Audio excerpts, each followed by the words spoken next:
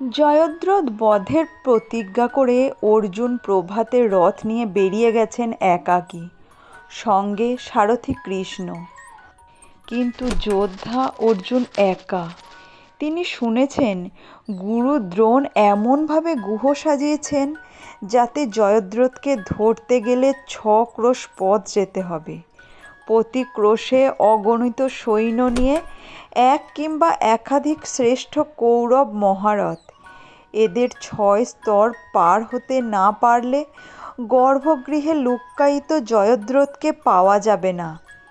সূর্যাস্তের মধ্যেই মরতে হবে জয়দ্রথকে, অন্যথায় অগ্নিতে প্রাণ বিসর্জন দেবেন অর্জুন। অভিমন্যু বধের প্রতিবাদে এই প্রতিজ্ঞা অর্জুনের। অর্জুন যাত্রা করলেন আপন শিবির থেকে।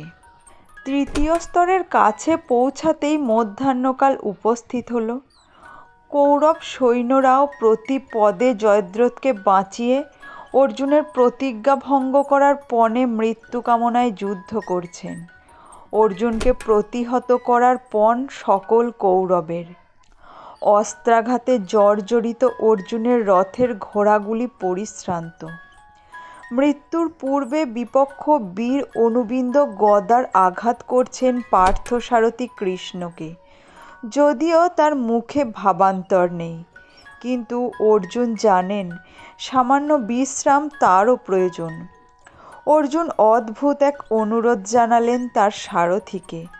অশ্বগুলি পরিশ্রান্ত, তাদের বিশ্রামের প্রয়োজন।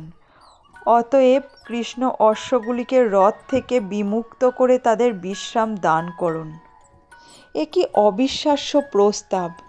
চতুর্দিক থেকে শত সহস্র তীক্ষ্ণ স্বর ছুটে আসছে। এই অবস্থায় রথ ত্যাগ করে ভূমিতে দাঁড়িয়ে যুদ্ধ করলে প্রতিপক্ষ সহস্র গুণ অধিক সুবিধা পাবে। কিন্তু দেখা গেল সারথি কৃষ্ণ অর্জুনের প্রস্তাব অনুমোদন করে রথ থেকে অশ্বগুলিকে বিমুক্ত করে নিয়েছেন। অর্জুন ভূমিতে দাঁড়িয়ে চতুর্দিকের আগত অস্ত্রশস্ত্রকে বরণ করছেন।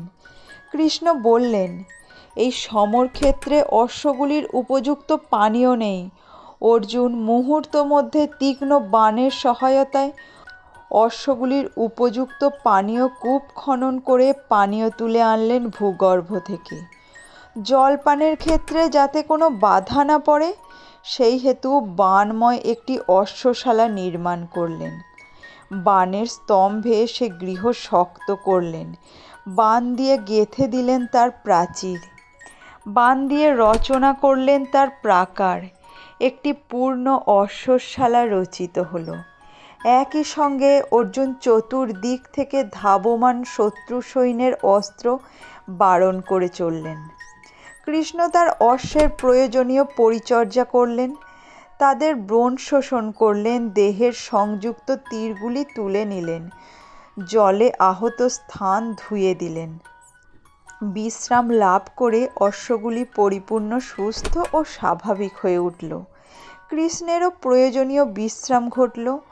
স্বয়ং নারায়ণ বাসুদেব কৃষ্ণ অর্জুনের এই অশ্বশালা নির্মাণে জলপানের ব্যবস্থায় চমৎকৃত হয়ে সাধু সাধু বলে উঠলেন। আকাশে সিদ্ধগণ ও চারণগণ প্রশংসা করলেন।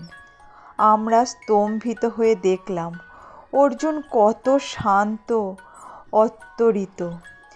গুরুতর কার্য সাধন করতে হবে তাকে সূর্যাস্তের পূর্বেই, তবু অর্জুন অত্যন্ত শান্ত। তার হাতে যেন অফুরন্ত সময় আছে। প্রতিপক্ষের শক্তি সম্পর্কে তার সম্যক উপলব্ধি আছে। নিজের সম্পর্কে আছে অনন্ত প্রত্যয়।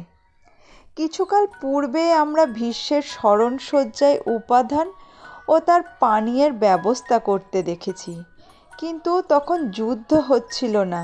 অর্জুন সারা জীবন ধনুর্বাণ হাতে অসংখ্য অসাধ্য কাজ করেছেন। দেব দৈত্য পরাজিত করেছেন, একাকী কৌরব সেনা বিজিত করেছেন। কিন্তু এক্ষেত্রে শত্রুদের অস্ত্রবর্ষণের মধ্যে তিনি যা করলেন তা পিনাক পানির উক্তিতেই মনে করিয়ে দেয়, আমি ছাড়া তোমার তুল্য রথী পৃথিবীতে হবে না। বিশ্রাম শেষে অশ্বেরা রথে আবার সংযুক্ত হল। কৃষ্ণার্জুন সম্মুখে অগ্রসর হলেন।